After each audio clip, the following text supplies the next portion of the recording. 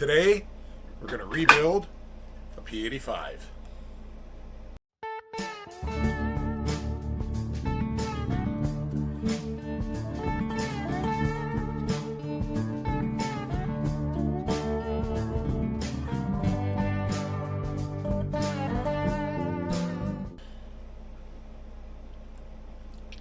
So last week, Details and I decided to rebuild Lonnie's TXL clutch while he was out of town.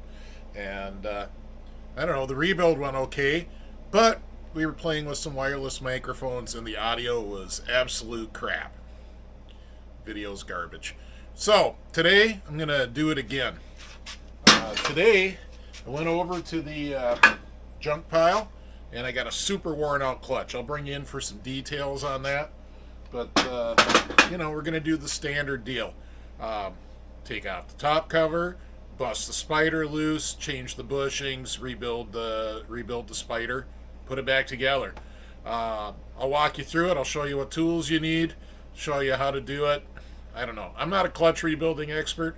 To be honest with you, I kind of hate doing it. That's why I'm always watching at swap meets and online for, you know, low mile or brand new clutches to put on stuff. But I think you guys want to see this, even though it's not my favorite job. I got the tools all out since I just did it. Might as well show you how it goes. Alright, I believe this clutch came off of Lonnie's purple-headed snow warrior last winter. He was having some wicked bogging problems.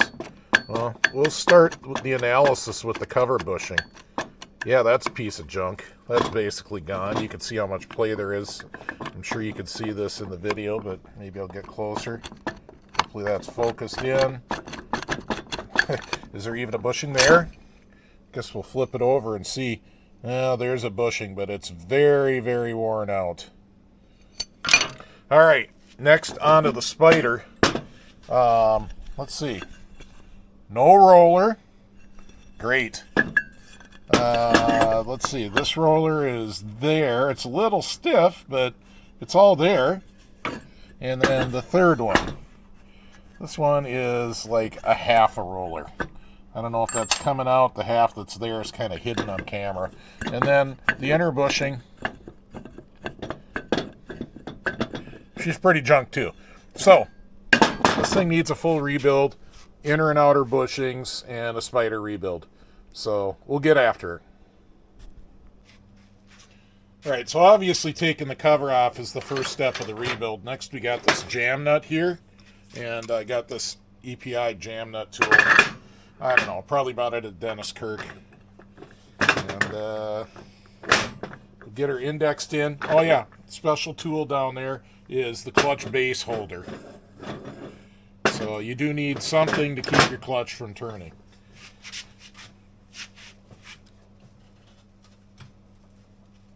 Oh boy, that's a tough one. She don't want to move. Well, let's re-index the clutch 1/8 of a turn. Yeah.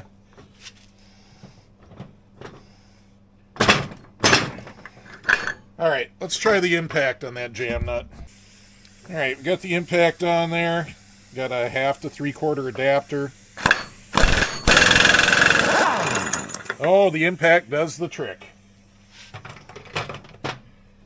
All right, cheers to a major part being disassembled. All right, this is a miracle. So I was getting ready to heat up the spider to get it off. The spider tool just took it off. Well, I still got the jam nut on there. This spider tool, I bought it used from a buddy. For some reason, he put it in his lathe and bored it out to fit over the nut. But let's talk for a second about this. Nine times out of 10, these spiders are stuck. And I will need my 3/4 breaker bar and a cheater bar, and I'll need to heat up the spider to get it off. It's no fun. This is just made my day. So you do need one of these spider tools. There's no way it's happening without it. You do need a 3/4 inch breaker bar, and you do need a cheater pipe. And usually you need a torch to heat up on this. I don't know how this came apart like this. I'm surprised, but it was literally like finger tight. Like if I do that, this is tighter than it was. So, anyways, we'll get on with it. I'll bring you back in a moment. All right, one thing I want to point out, there's an X on the spider, there's an X on the cover, and there's an X on the inner sheave. As far as the fixed sheave, it just indexes down. So, spin your spider off, you know, once you break it loose. And like I said, that is the struggle. Oh boy, look at that. I told you the spider needed to be rebuilt. The buttons are just falling out of it. Perfect. I guess we'll maybe check and make sure the new buttons still fit. Make sure something weird isn't going on with it. Well, that looks pretty normal where they fell out. Might just be from wear. All right, so you get your spider out, inspect it. It looks pretty normal. And then there's usually a shim or two in there. These are the shims that you can vary to try to close up your belt clearance. We're not going to get into that today. It is actually in the factory service manual, and if you add or subtract shims, you will maybe need to change how things are indexed. But yeah, here's this wobbled out inner. Holy cow. So there is a bushing in there, and there's also this steel like retaining sleeve. Let me can't point with my camera, but this is a steel sleeve, little narrow steel ring, and we'll put a new one of those in, and then that's the bushing. So we gotta knock those out, and there's some grooving. It's not horrible, but there's definitely some grooves in there. I am not going to clean those up today. We're just going to rebuild it, and this thing will be fine for some sort of a lower performance sled. I guess the last thing to inspect is the fixed sheave and the stem itself. Well, this one's not rusty, so that's a good thing. Should be fine. When I did the one for the TXL, I had to clean a bunch of rust up, so this thing spent some time in the lathe. Looks like I really just need to blast it off with some air or maybe some brake cleaner.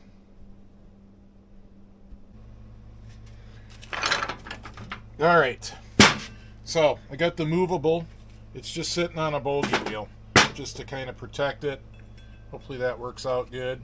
Usually it's better if you got two people on something like this, but I just got a small cold chisel, and it's a fiber bushing, so you're not going to split it and get it out of there like the steel bushing, but we are trying to get that retaining ring out. So hopefully we can eat away enough of this bushing that we can catch that ring. There we go, I caught the ring.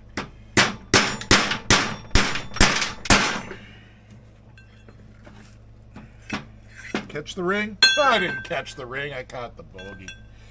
All right, back to beating on this bushing.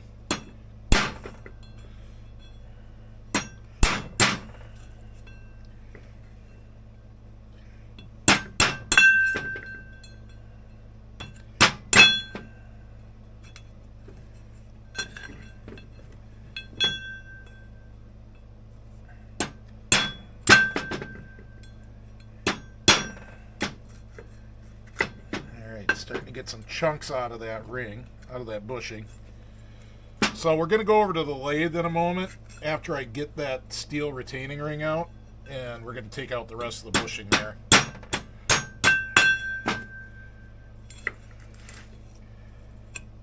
There we go. Now I'm on that steel retaining ring with the chisel. Maybe I'll give it one more crack.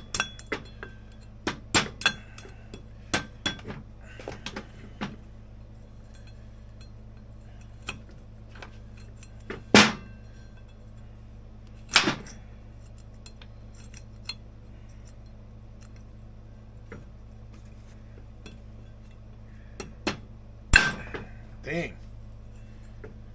And we'll keep working our way around. She is not cooperating very well.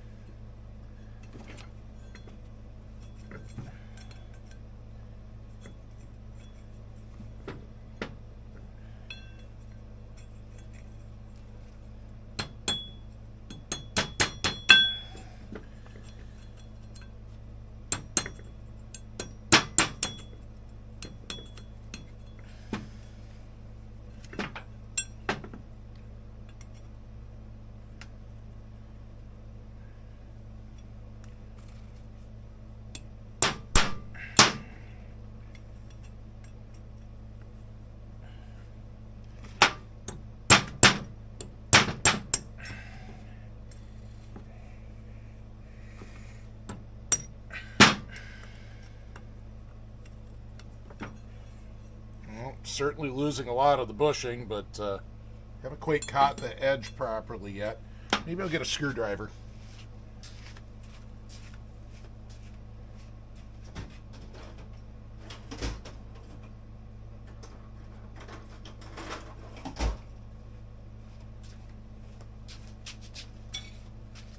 Alright, let's see if I can catch the edge of that bushing with a screwdriver somewhere.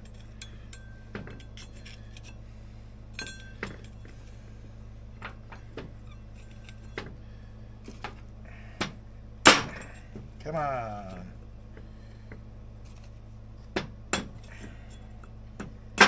Nope. This is starting to suck.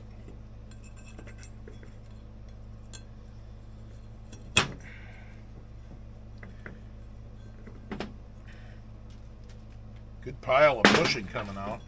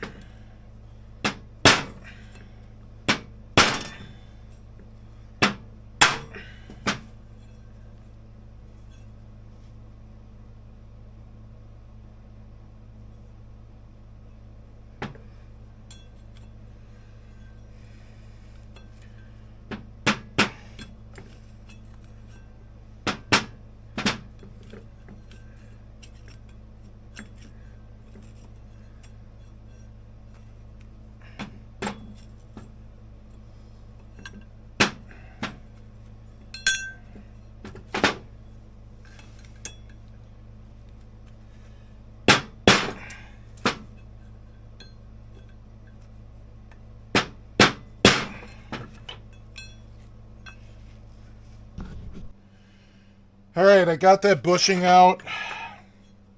I ended up heating it up with the torch, heating up the whole works with the torch. Yeah, that's fine. You can see it there, it's hot right now.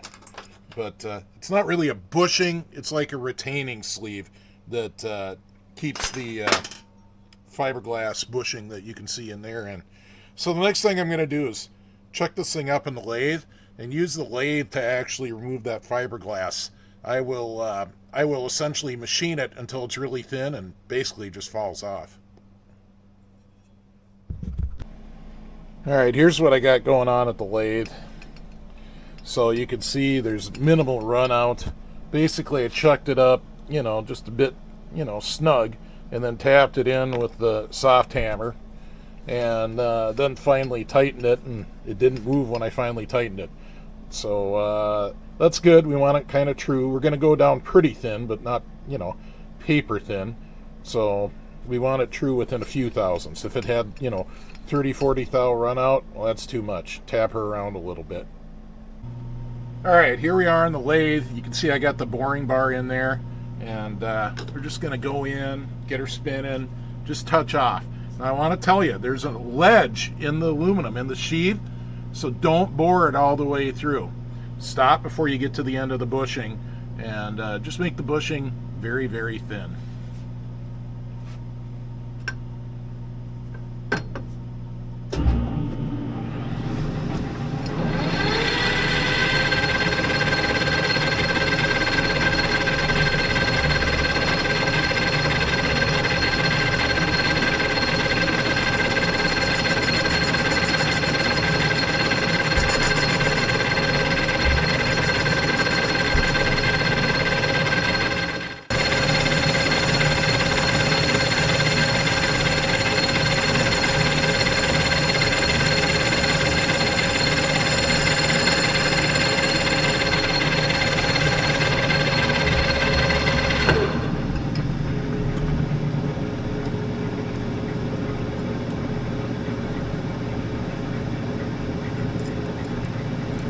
go.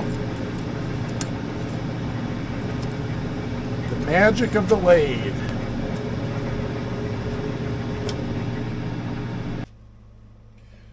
All right, so done with the lathe. Nicely covered in fiberglass powder. Doesn't itch at all. And, you know, I just come back and clean this out a little bit. Make sure there's no corrosion or burrs or anything like that. You know, because it was just banging around it with a screwdriver pretty good. Looks pretty good. So, next is the bushing. And I'm just going to take a little bit of this 609 Loctite. And I mean a little. Very little. That's more than enough. And give it just enough that maybe it's a little safety. If anything ever happens and the bushing wants to slip, it'll stop it.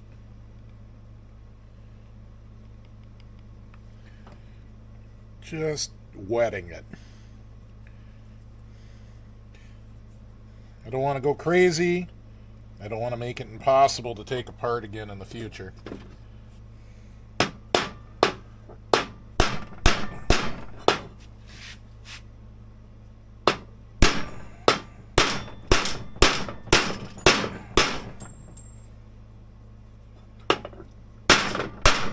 It's always a good idea to do this on a table with a lot of loose parts so that you can knock them all on the floor.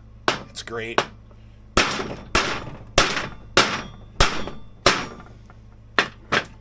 Not quite there.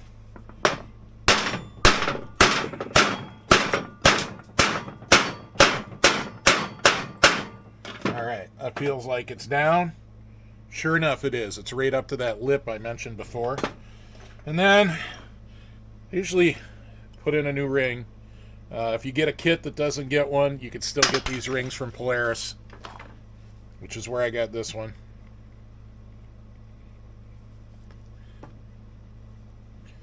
This ring, really its purpose is to, it's just kind of a lock ring to keep that bushing from coming out, which seems crazy when you consider how hard it was to take out.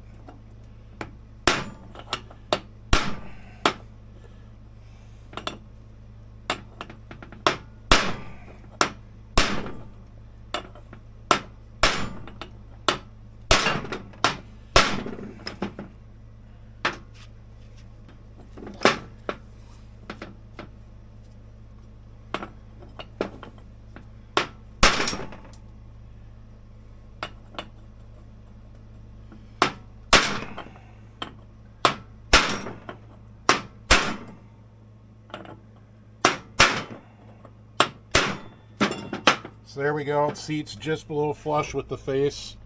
Don't go too far or you'll mess up your bushing. Looks like I maybe, yeah, even the bushing looks pretty good. There's that fixed stem. Let's give her a little test. I did burr up the bushing, but it'll be fine.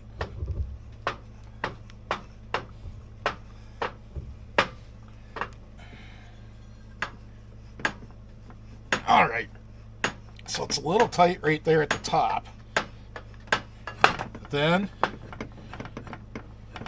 down in the part where it actually runs, it's super smooth and loose.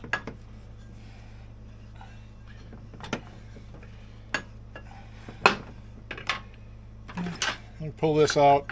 I'm just going to verify that it's at least freely opening up past 1 3/8 of an inch.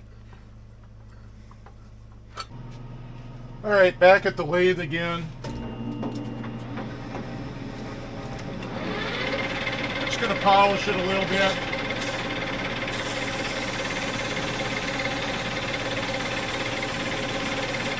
Sure enough, scooped some rust off. Didn't even look that bad.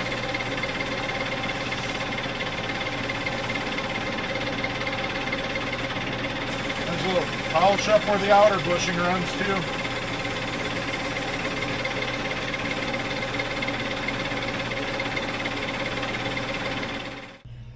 Alright, let's try it after the polishing.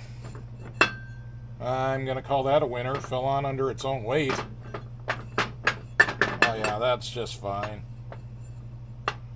Alright, on to the next thing. All right, cover bushings next. This one's super shot. It's going to be hard to knock out. So cover bushing actually has a snap ring, like a round ring, and there's a little notch right here, kind of like you would have on your circlip on a piston. So I'm going to dig that notch out, and then I'm going to take a pick and try to pop that ring out.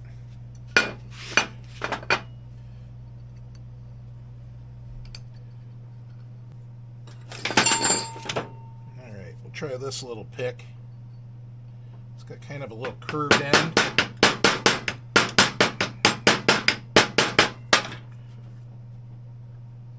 And it worked. Doubt you can see, maybe you can see how the end is curved, but I was able to just wrap it right around. There's that ring. Now for the fun part. You can see how thick that bushing is. You can see how worn it is. There's darn near nothing, almost nothing to hit on there, but we'll try. This bushing does have a split in it. I can see it right there. So we'll start over by the split, and hopefully we can catch it and knock it out.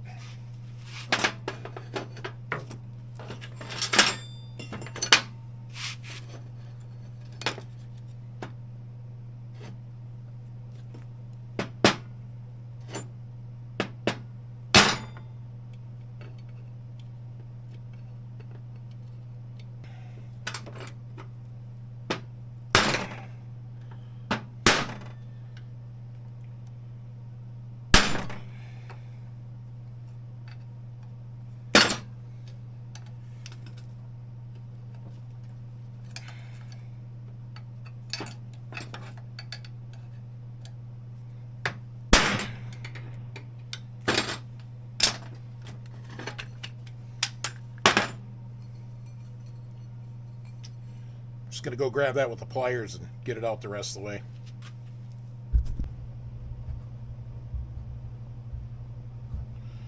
Alright, same deal as the other bushing. I'm going to clean up any burrs I made in the groove, in the bushing bore. I did make a couple.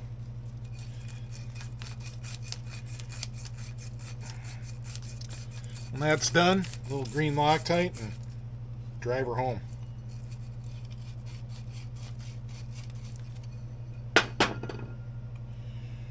I got a new bushing and I bought a new snap ring when I was there getting the retaining ring, because, are you kidding me? Why wouldn't you? They're super cheap.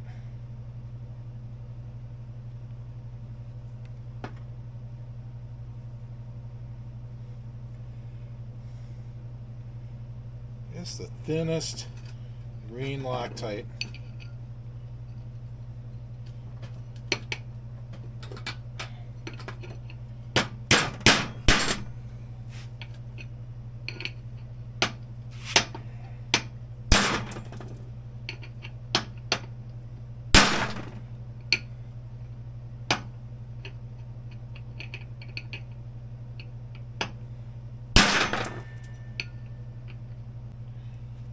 Alright, well, just a quick pocket knife deburr, and that's real nice. A million times better than it was.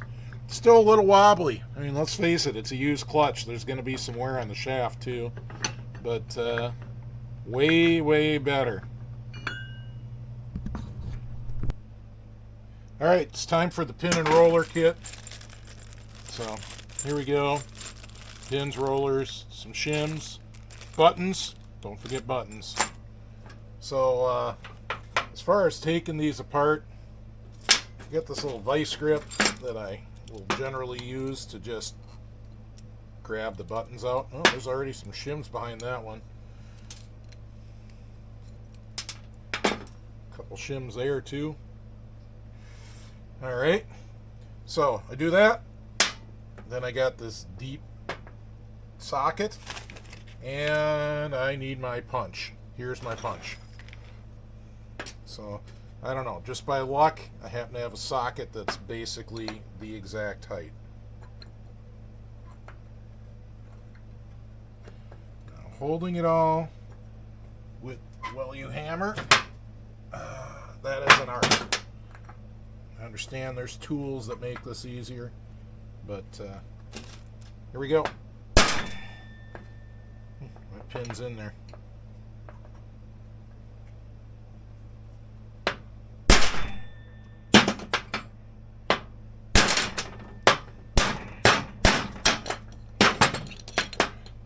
All right, one down.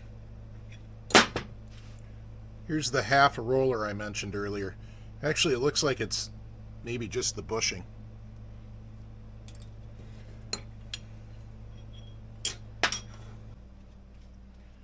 All right, pins are all in, rollers are in, rollers feel nice.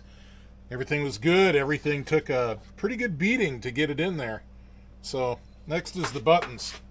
And just like you'd think, you just drive them home. And then you got to check. Then you got to make sure that you don't have too much side play.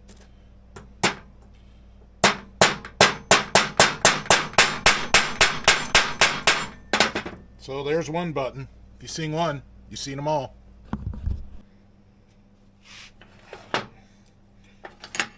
All right, now we're actually getting to the precision part of this. So you got to fit it in there and see how much clearance you have and add in that much shim. So I'm starting with the 6th thou, and this side of this button is going to get at least that. You just go around and check. Tight. Not even close. All right. So I can just get my 6th thou through there. So I'll make a note here on this tower. 0, 0, 6. And I'll just work my way down thinner shims until I have determined what shim each one of these is going to get. So as I'm shimming, I check them individually. So that's the X and this is the X. And it's about as close to 0 as you can get and still have it move.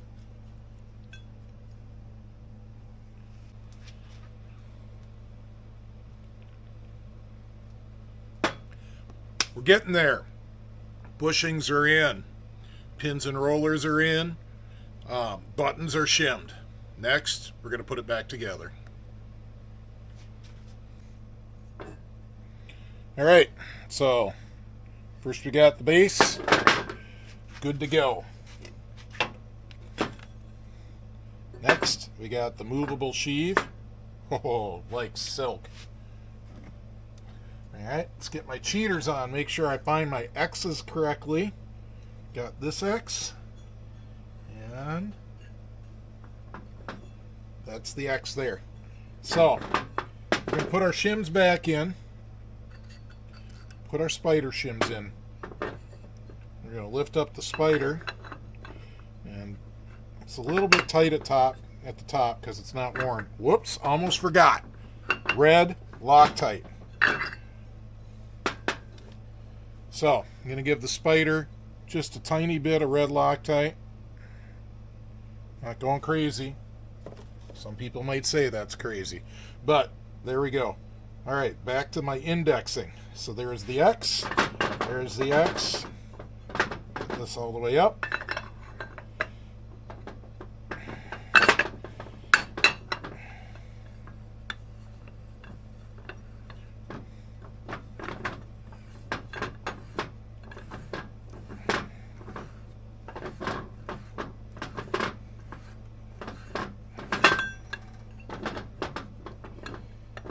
Keep running her.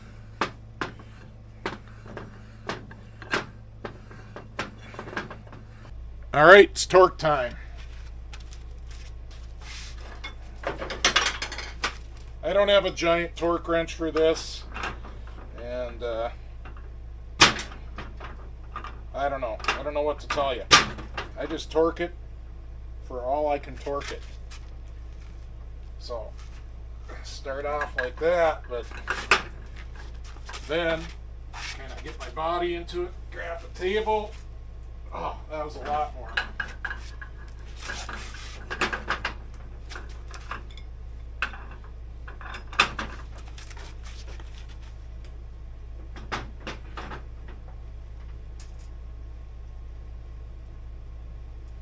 All right, that's got to be 250. That's cool. That's got to be 250 foot-pounds. Next, I got to find my tool for the lock nut. Wherever that went, still on the impact. I do not impact it back down.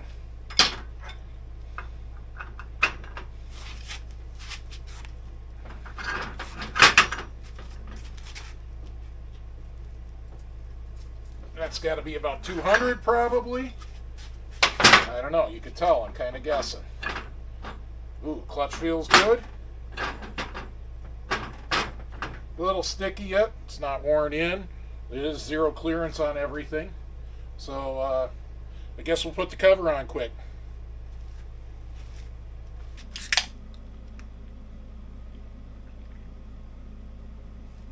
Well, that took a lot longer than it looked like it did on video. But here's the clutch. I didn't put any springs or weights in it. Well, I don't even know what sled it's going to go into. But I bolted it down tight to the clutch base so you can hear just how much it rattles. So all the way shut, she's pretty dang tight. Well, how often does it run there? Up at the top, rated engagement, it's pretty tight. You can hear where it runs all the time. Yeah, there's a little slop. And so this is part of the reason why you don't see me rebuilding clutches on the channel very often. It's never going to be brand new again. I love a brand new clutch, and believe me, I've had enough of them. I can tell the difference. They just work better. So there you go. But when you get done, I mean, it should be free. It should be free. Loose is fast, tight is slow. If this thing's all bound up at one end or the other of your travel, you better blow it apart again and find out what went wrong and fix it. So there you go. Hopefully that gives you a little bit of confidence to rebuild your own clutch. I don't know. Everybody doesn't have a lathe. I realize that, but I've got one and I'm going to use it. Otherwise, I guess you're just going to ride on the struggle bus on that inner bushing and hand polish up any rust off the shafts or whatever. But I don't know. Anybody can do it if you want to do it. Is it worth doing? I don't know. I mean, I bought a brand new clutch out of Heydays once for $150 in living memory, probably 4 or 5 years ago. Whenever the last time I went to Heydays, can't even buy a rebuild kit for $150.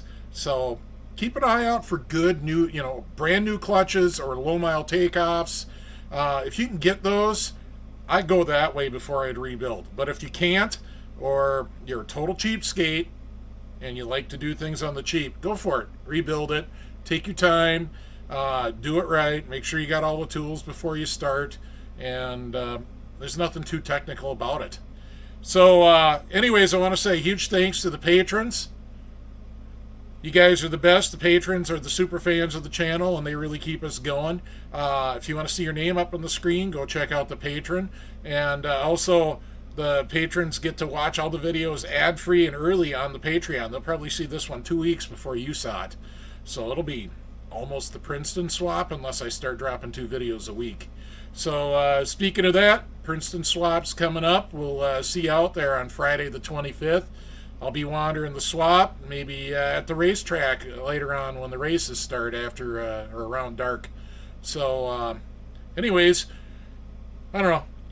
Any day in the shop's a good day in the shop. I got one more clutch I can put on the shelf that's a good used clutch ready to go on some project. And I don't know. See you at the swap meets.